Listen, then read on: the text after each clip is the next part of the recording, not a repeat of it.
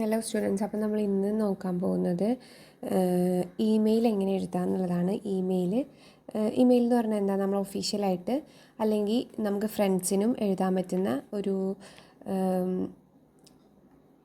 Electronic equipments, അതായത് കമ്പ്യൂട്ടറോ ലാപ്ടോപ്പോ ഫോണോ use ചെയ്തുകൊണ്ട് എഴുതുന്ന മെയിലാണ് ഇമെയിൽ, ഇലക്ട്രോണിക് മെയിൽ.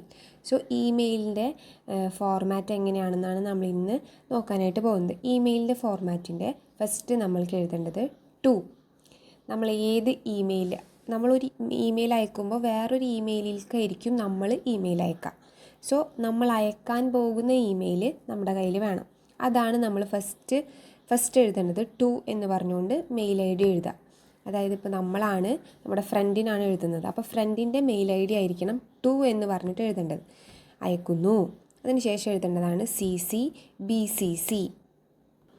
പിന്നീട് എഴുതേണ്ടതാണ് CC അല്ലെങ്കിൽ BCC, ഏതെങ്കിലും ഒരെണ്ണം എഴുതിയാൽ മതി. CC എന്ന് ഉദ്ദേശിക്കുന്നത് നമ്മൾ CC എന്നുള്ള ആ ഒരു ആൽഫബറ്റ്സ് അവിടെ ആഡ് ചെയ്യുന്നതുകൊണ്ട് ഉദ്ദേശിക്കുന്നതെന്ന് വെച്ചാൽ ഈ ഒരു ലെറ്റർ, ഈ ഒരു ഇമെയിൽ എല്ലാവർക്കും കാണാൻ പറ്റാവുന്നതാണ്. അതായത് പ്രത്യേകിച്ച് സീക്രട്ടോ കാര്യങ്ങളോ ഒന്നും ഇല്ലാത്ത ഒരു ലെറ്ററാണ്. നമ്മളിപ്പോൾ നമ്മുടെ ബോസിനോ അല്ലെങ്കിൽ ഏതെങ്കിലും ഒഫീഷ്യലായിട്ടുള്ള ആളുകൾക്ക് എഴുതുമ്പോൾ നമ്മൾ CC എന്ന് എഴുതുന്നു. അതായത്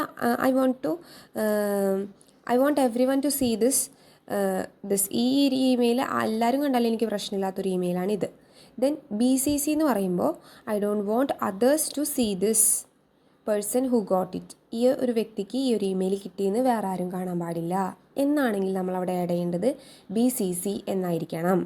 അപ്പോൾ 2 കഴിഞ്ഞതിന് ശേഷം CC അല്ലെങ്കിൽ BCC നമ്മൾ ആഡ് ചെയ്ത്, പിന്നെ അതിൻ്റെ തൊട്ട് താഴെയായിട്ട് സബ്ജക്റ്റ് എന്നുള്ളൊരു സംഭവം നമ്മൾ മെയിലെടുത്ത് നോക്കുമ്പോൾ നമുക്ക് മനസ്സിലാവും. ഇത് സബ്ജക്റ്റ് വരും. അപ്പോൾ സബ്ജക്റ്റ് എന്താണെന്നുള്ളത് എഴുതാം. നമ്മൾ എന്തിനാണ് ഇപ്പോൾ മെയിൽ എഴുതുന്നത് എന്നുള്ളത് എഴുതാം. അപ്പോൾ ഒരു ലീവ് റിക്വസ്റ്റ് ആണ്, അല്ലെങ്കിൽ നമ്മൾ റെസിഗ്നേഷൻ റിക്വസ്റ്റ് ആണ്, നമ്മൾ കമ്പനിയിൽ നിന്ന് റിസൈൻ ചെയ്യുന്നു എന്നുള്ളൊരു റിക്വസ്റ്റ് ആണ്. അപ്പോൾ നമുക്ക് എന്ത് വേണമെങ്കിലും എഴുതാം. അപ്പോൾ ആ ഒരു റിക്വസ്റ്റും കാര്യങ്ങളും നമുക്കൊരു സബ്ജക്റ്റ് ആക്കിയിട്ട്, നമ്മൾ ഫോർമൽ ലെറ്ററിൽ എങ്ങനെയാണോ സബ്ജക്റ്റ് എഴുതിയത് 1 ലൈൻ ആയിട്ടല്ലേ, അതുപോലെ തന്നെയാണ് ഇമെയിലും സബ്ജക്റ്റ് എഴുതേണ്ടത്. 1 ലൈൻ ആക്കിയിട്ട് സബ്ജക്റ്റ് എഴുതുക. അതിന് തൊട്ട് താഴെയായിട്ട് നമ്മൾ മറ്റേ ഫോർമൽ ലെറ്ററിലും ഇൻഫോർമൽ ലെറ്ററിലൊക്കെ ചെയ്ത പോലെ തന്നെ ഒരു സാലുട്ടേഷൻ കൊടുക്കുക. ഒന്നില്ലെങ്കിൽ സാർ അല്ലെങ്കിൽ മാഡം, ഏതെങ്കിലും ഒരു രീതിയിൽ അവരെ വിളിച്ചുകൊണ്ട് റെസ്പെക്റ്റഡ് സാറിനോ റെസ്പെക്റ്റഡ് മാഡം എന്നോ വിളിക്കാം. ഇതെല്ലാം നമ്മളിപ്പോൾ ഫ്രണ്ട്സിനാണ് എഴുതുന്നതെന്നുണ്ടെങ്കിൽ ഡിയർ സാം, ഡിയർ രാഹുൽ, അങ്ങനെ എഴുതാം.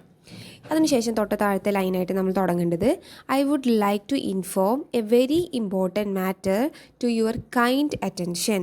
അപ്പോൾ ഞാനിപ്പോൾ ഇവിടെ ഒരു വളരെ ഇമ്പോർട്ടൻ്റ് ആയിട്ടുള്ള ഒരു കാര്യം നിങ്ങളുടെ അറ്റൻഷനിലോട്ട്, അതായത് നിങ്ങളുടെ ശ്രദ്ധയിലോട്ടായിട്ട് ഞാനിവിടെ എഴുതാൻ പോവാണ് എന്ന് പറഞ്ഞിട്ട് നമുക്ക് ഇമെയിലിൽ എന്താണ് എഴുതേണ്ടത് അല്ലെങ്കിൽ ആർക്കാണ് എഴുതേണ്ടത്, ഈ 2 കാര്യങ്ങളും നമുക്ക് ക്വസ്റ്റ്യൻ പേപ്പറിൽ ഉണ്ടായിരിക്കും.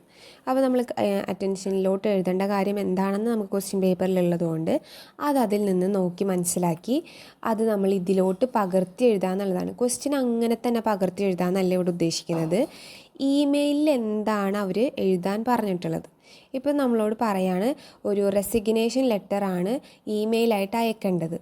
അപ്പോൾ നമ്മളിവിടെ എഴുതേണ്ടത് എന്താണ്, important matter to your kind attention that I am resigning from our firm, അല്ലെങ്കിൽ that I am resigning from this business. ഞാൻ ഈ ഒരു ബിസിനസ്സിൽ നിന്ന് റിസൈൻ ചെയ്യാണ്, ഞാൻ ഇന്ന കാരണം കൊണ്ടാണ് റിസൈൻ ചെയ്യുന്നത്, അപ്പോൾ ഇവിടെ സാലറി കുറവായതുകൊണ്ടാണ്.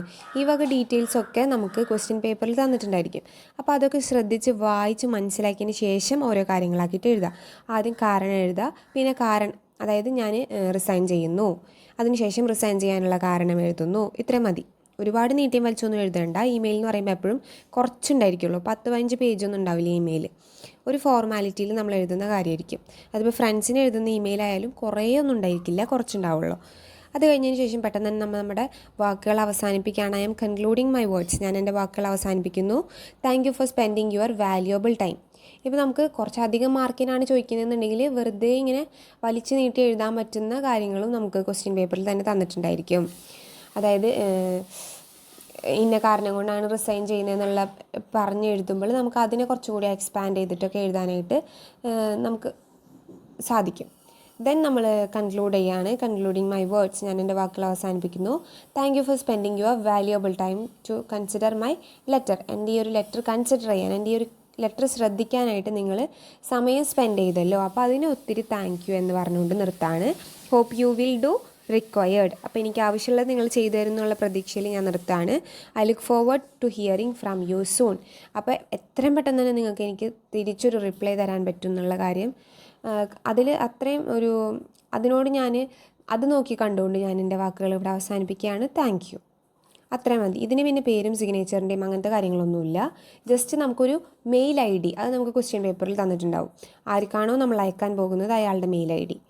ഇനിയിപ്പോൾ തന്നിട്ടില്ല എന്നുണ്ടെങ്കിൽ തന്നെ അയാളുടെ ഒരു പേര് മാത്രമാണ് തന്നെങ്കിൽ നമുക്ക് സിമ്പിളായിട്ടൊരു മെയിൽ ഐ ഡി ഉണ്ടാക്കാം. ഇപ്പോൾ സുരേഷ് എന്നാണ് തന്നിട്ടുള്ളത്. അപ്പോൾ suresh123@gmail.com ഒരു മെയിൽ ഐ ഡി ആയില്ലേ. അപ്പോൾ അങ്ങനെ വേണം നമ്മൾ ഈ ഒരു മെയിൽ സ്റ്റാർട്ട് ചെയ്യാനായിട്ട്. പിന്നെ നമുക്ക് അതിൻ്റെ ഉള്ളിൽ എഴുതേണ്ട ബോഡി അല്ലെങ്കിൽ ബോഡി എന്ന് പറയുമ്പോൾ അതിൻ്റെ ഉള്ളിൽ എഴുതേണ്ട ആ ഒരു റീസൺ മാത്രമേ നമുക്ക് ക്വസ്റ്റ്യൻ പേപ്പറിൽ നിന്ന് അതുപോലെ പകർത്തി എഴുതിയാൽ മതി. അതായത് ക്വസ്റ്റ്യൻ അതുപോലെ പകർത്തി എഴുതാനല്ല, എന്താണോ ക്വസ്റ്റ്യൻ പേപ്പറിൽ ഉദ്ദേശിച്ചിട്ടുള്ള മെയിൽ അല്ലെങ്കിൽ മെയിലിൽ അയക്കേണ്ട ആ ഒരു കണ്ടൻറ്റ്, ആ കണ്ടൻറ്റ് മാത്രം എടുത്തതിന് ശേഷം അത് അവിടെ കോപ്പി ചെയ്ത് വെക്കുക. ഇതാണ് നമുക്ക് ഇമെയിലും ലെറ്ററും ഒക്കെ ഏകദേശം ഒരുപോലെയാണ്. നമുക്ക് എഴുതാൻ ഏറ്റവും സുഖമാണ്, ഏറ്റവും സിമ്പിളായിട്ട് നമുക്ക് മാർക്ക് സ്കോർ ചെയ്യാൻ പറ്റുന്ന ക്വസ്റ്റ്യൻസാണ് ഈ ഇമെയിലും ഇൻഫോർമലും ഫോർമൽ ലെറ്ററൊക്കെ. അപ്പോൾ അതിൻ്റെ ഒന്നില്ലെങ്കിൽ ഫോർമാറ്റ് പഠിച്ചു പോവുക, അല്ലെങ്കിൽ എന്തൊക്കെ കണ്ടൻറ്റ് വരും എന്നുള്ളത് ജസ്റ്റ് നോക്കിയിട്ട് നമുക്ക് സ്വന്തമായിട്ട് ഉണ്ടാക്കി എഴുതാൻ അറിയുന്ന ആൾക്കാരാണെങ്കിൽ അതങ്ങനെ ചെയ്യുക. ഇല്ലെങ്കിൽ ഫോർമാറ്റ് പഠിച്ച് ബൈ ഹാർട്ടാക്കി പോകുന്നതായിരിക്കും എപ്പോഴും നല്ലത്. ഓക്കെ, അപ്പോൾ ഇത്രയാണ് നമ്മുടെ ഇമെയിൽ എന്ന് പറയുന്നത്. ഇമെയിൽ നമുക്ക് ഇൻഫോർമലായിട്ടും എഴുതാം, ഫോർമലായിട്ടും എഴുതാം. ഫോർമലായിട്ട് എഴുതുമ്പോൾ നമ്മൾ സാറെന്ന് പറഞ്ഞ് എഴുതുന്നു. ഇൻഫോർമൽ ആണെങ്കിൽ ഡിയർ സാം അങ്ങനെയൊക്കെ പറഞ്ഞ് എഴുതുന്നു എന്നുള്ളത് മാത്രമേ ഇതിലൊരു ഡിഫറൻസ് ആയിട്ടുള്ളൂ. കാരണം നമ്മളിതിൽ സിഗ്നേച്ചറോ മറ്റു കാര്യങ്ങളോ ഒന്നും തന്നെ എഴുതുന്നില്ല. അതുകൊണ്ട് ഇത് ഫോർമലായിട്ട് പോകുന്നുമില്ല. ഓക്കെ, അപ്പോൾ ഇതാണ് നമ്മുടെ ഇന്നത്തെ ടോപ്പിക്. അല്ലെങ്കിൽ ഈ ഒരു ഇമെയിൽ എന്ന് പറയുന്ന ഭാഗത്ത് നമുക്ക് ഡിസ്കസ് ചെയ്യാവുന്ന കാര്യങ്ങൾ ഇതൊക്കെയാണ്. So thank you.